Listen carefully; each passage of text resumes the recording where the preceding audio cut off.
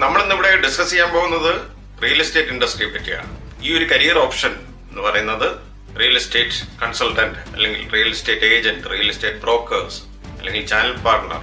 Channel partner എന്ന് പറയുന്ന ഒരു വാക്കാണ് ബാംഗ്ലൂരൊക്കെ കോമൺ ആയിട്ട് ഉപയോഗിക്കുന്നത്. അപ്പോൾ ഞാൻ ഈ റിയൽ എസ്റ്റേറ്റ് ഇൻഡസ്ട്രിയെ പറ്റി സംസാരിക്കുമ്പോഴത്തേക്ക് കൂടുതലായിട്ടും സംസാരിക്കാൻ പോകുന്ന ബാംഗ്ലൂർ റിയൽ എസ്റ്റേറ്റ് ഇൻഡസ്ട്രിയെ പറ്റി ആയിരിക്കും. കാരണം കഴിഞ്ഞ 15 വർഷമായിട്ട് ഞാൻ ആ ഇൻഡസ്ട്രി ആയിട്ട് സഹകരിച്ച് നിൽക്കുകയാണ്. ബാംഗ്ലൂർ റിയൽ എസ്റ്റേറ്റിൽ സംഭവിച്ചുകൊണ്ടിരിക്കുന്ന മാറ്റങ്ങളെല്ലാം ഇന്ത്യയിലുള്ള എല്ലാ സ്ഥലങ്ങളിലുമുള്ള റിയൽ എസ്റ്റേറ്റ് കമ്പനികൾ അഡോപ്റ്റ് ചെയ്തുകൊണ്ടിരിക്കും. അപ്പം ചിലരിത് ഇൻഡിവിജ്വലായിട്ട് ചെയ്യും. കേരളത്തിൽ നിന്ന് ബാംഗ്ലൂർ വന്നിട്ട് ചെറിയ രീതിയിലൊക്കെ സ്റ്റാർട്ട് ചെയ്ത് കഴിഞ്ഞിട്ട് ഇപ്പോൾ വളരെ നല്ല രീതിയിൽ പ്രവർത്തിക്കുന്ന ഒരുപാട് മലയാളികളുണ്ട്.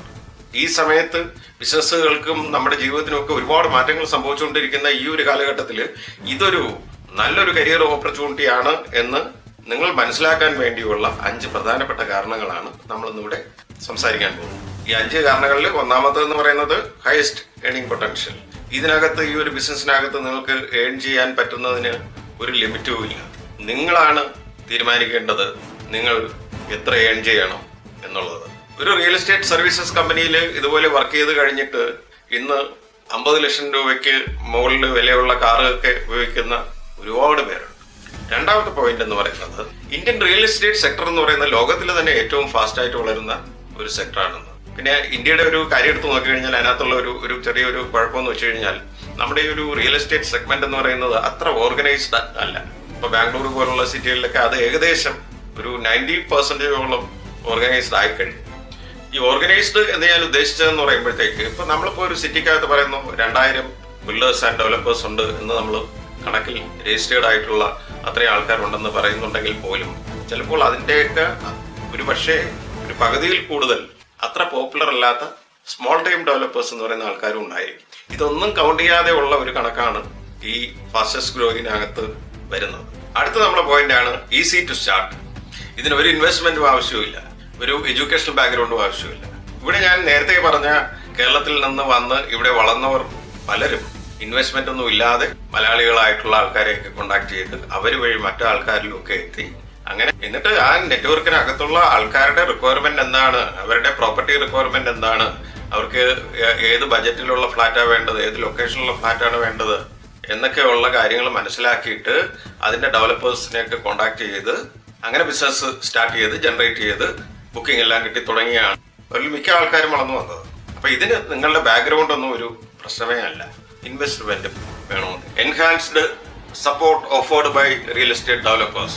അത് കേരളത്തിലൊക്കെ ഉള്ള പല റിയൽ എസ്റ്റേറ്റ് കമ്പനികളുടെയും ഒരു തലപ്പത്തിരിക്കുന്ന ആൾക്കാരുമായിട്ടൊക്കെ സംസാരിച്ചു കഴിയുമ്പോഴത്തേക്ക് അവരുടെയും ഒരു ചിന്താഗതി ഈ ഒരു ലൈനിലൂടെ തന്നെയാണ് പോകുന്നത്.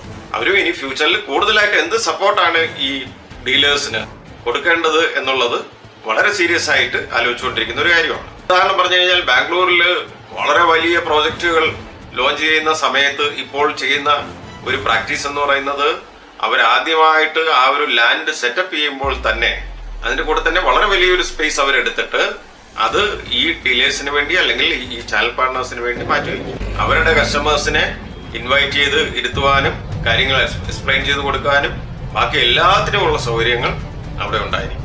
അതുപോലെ അവസാനത്തെ പോയിന്റ് എന്ന് പറയുന്നത് നിങ്ങൾക്കൊരു ഓഫീസിന്റെ ആവശ്യം ഇനി ഒട്ടുമില്ല. ഇനി നിങ്ങൾ ഇതിനകത്ത് കരിയർ സ്റ്റാർട്ട് ചെയ്ത് കഴിഞ്ഞ് വളർന്ന് ചിലപ്പോൾ അടുത്ത സ്റ്റേജിലോട്ടൊക്കെ പോകുമായിരിക്കാം. അപ്പോൾ പോലും നിങ്ങൾക്ക് ഓഫീസിന്റെ ആവശ്യമില്ല ഇനി. കാരണം അങ്ങനെ ഓപ്പറേറ്റ് ചെയ്യുന്ന ഒരുപാട് കമ്പനികളുമായിട്ട് ഞാനും സഹകരിക്കാറുണ്ട്. അല്ല, ഇതിനകത്ത് കരിയർ ബിൽഡ് ചെയ്യാൻ ആഗ്രഹിക്കുന്ന ആരെങ്കിലും ഉണ്ടെന്നുണ്ടെങ്കിൽ അതിന് ഒരു സ്റ്റെപ്പ് ബൈ സ്റ്റെപ്പ് സപ്പോർട്ട് എന്നുള്ള രീതിയിൽ അവർക്ക് ഒരു സംശയവും ഉണ്ടാകാത്ത വിധത്തിൽ, ഒരു തടസ്സങ്ങളും ഉണ്ടാകാത്ത വിധത്തിൽ എങ്ങനെ ഇത് സ്റ്റാർട്ട് ചെയ്യാം എന്ന് പറഞ്ഞു തരുന്ന വീഡിയോകൾ ചെയ്യണമെന്ന് താല്പര്യമുണ്ട്. അത് വരും ദിവസങ്ങളിൽ നമുക്ക് നോക്കാം. Thank you. അതുപോലെ ഈ വീഡിയോ നിങ്ങൾക്ക് പ്രയോജനപ്രദമായിട്ടുണ്ടെങ്കിൽ ലൈക്ക് ചെയ്യുക. ഈ വീഡിയോയിൽ പറഞ്ഞിരിക്കുന്ന കാര്യങ്ങളുമായിട്ട് ബന്ധപ്പെട്ട എന്ത് സംശയം ഉണ്ടെന്നുണ്ടെങ്കിലും അത് കമന്റായി രേഖപ്പെടുത്തുക. അതുകൂടാതെ ഫ്യൂച്ചറിൽ ഈ പറഞ്ഞ കാര്യങ്ങളുമായിട്ട് ബന്ധപ്പെട്ടുള്ള എന്തെങ്കിലും വീഡിയോകൾ നിങ്ങൾക്ക് ആവശ്യമുണ്ടെന്നുണ്ടെങ്കിൽ അതും കമന്റായി രേഖപ്പെടുത്തുക. ഈ ചാനലിൽ വരുന്ന വീഡിയോകൾ നിങ്ങൾക്ക് പ്രയോജനപ്രദമാണെന്നുണ്ടെങ്കിൽ, യൂസ്ഫുൾ ആണെന്നുണ്ടെങ്കിൽ സബ്സ്ക്രൈബ് ചെയ്യുക. ഇത് ഒരു കരിയർ എങ്ങനെ കണ്ടെത്തണം എന്നൊക്കെ നോക്കി നടക്കുന്ന ആൾക്കാരിലേക്കും ഇതെത്തിക്കാൻ ശ്രമിക്കുക.